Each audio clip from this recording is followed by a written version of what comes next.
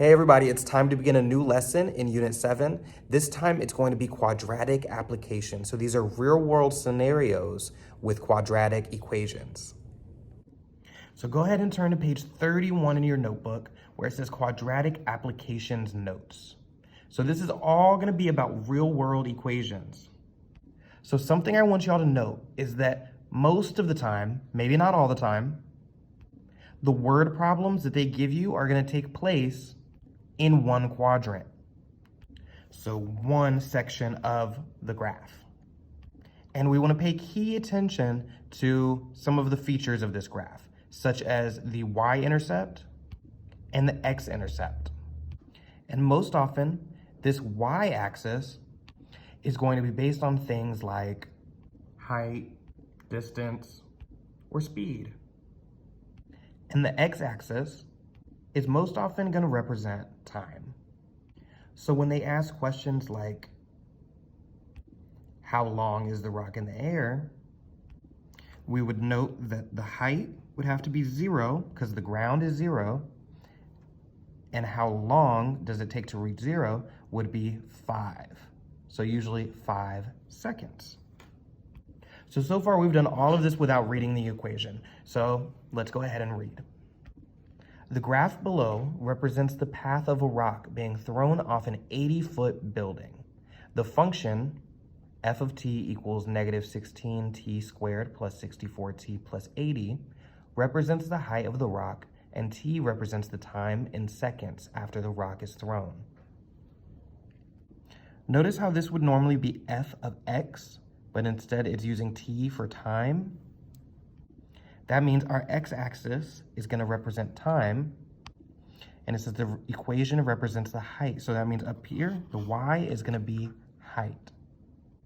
So what I want you to think about is that this graph looks like what the real-world scenario would be. So if we had an 80-foot building and a man was throwing a rock, the rock would follow this path.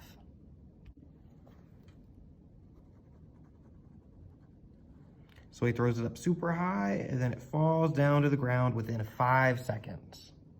So realistically, the starting point is at 80 feet. He throws it up, and within 2 seconds, it goes up to 144, and then it starts to slowly go down, and after 5 seconds, it reaches the ground. So keeping this in mind, we're going to answer a few questions. So we already know that the rock is in the air. So from here to 5 seconds, it takes 5 seconds to reach the ground. What is the maximum height achieved by it? So what is the highest point that we throw the rock? And I see it's 144 feet. How much time does it take to reach that height? We could look inside of the parentheses and see it takes 2 seconds. So we have our next 2 answers. This next part, we may need a calculator for. It says, how high is the rock after 3.7 seconds? So you would plug in the equation, but you would replace t with x. And in the calculator, to show you that 3.7 is here at about 100 feet. And for these last 2, I know that earlier when I said domain with quadratics that it would be all real numbers, but real world scenarios often are not going to use all real numbers. They're going to have fixed time, and they're going to have fixed height or fixed speed, so it cannot go to infinity. So for this, we're going to look at what makes sense for this situation. So for domain, we're going to look from left to right realistically. So if it started here at 0 where he threw this rock, I know that that is 0. Then I know it hits the ground right here, and it's not going to keep going on. It's going to stop right there. So that means that the highest it goes is going to be 5 seconds. And for these, they're closed circles, so I'm going to use the less than or equal to symbol and put x in the middle. For domain, it's going to be kind of the same. So what is the lowest point it can touch? And that is the ground, which is 0. and it's a closed circle. So we use less than or equal to, and then our y. And then I want to look and see what is the highest point. And that was 144 feet in the air, and it's on the line. So we're going to use less than or equal to 144. So once we look at the graph, we can see that there's quite a bit that we can just look at and visualize the real world situation.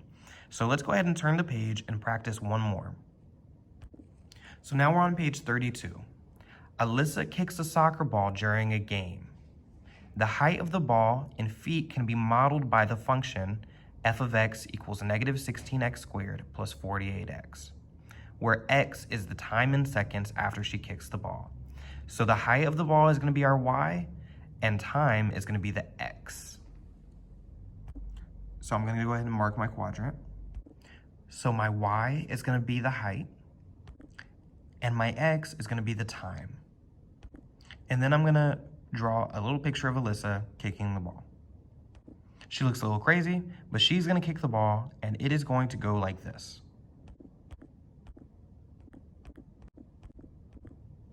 So it's going to start off at 0, it's going to go all the way up to this highest point, and then it's going to go all the way back down to the ground.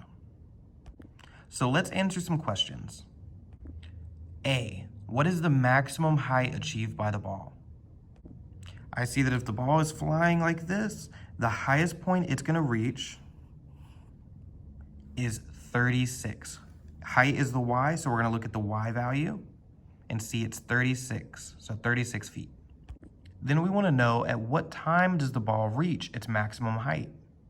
So we're really just looking at what is the x value that goes with 36, and it's 1.5. Then we want to know how long is the ball in the air. So from the time Alyssa kicks it to the time it hits the ground again, that is, time is x, so 3 seconds. And then we want to know how high is the ball after just 1 second. So we're going to look when x is 1, what is the y that goes with it? So if you're looking at your calculator, you can easily find 1, but in this graph, because it's not easily marked, we could just plug in 1 for x. So if we plug in 1, we will get 32.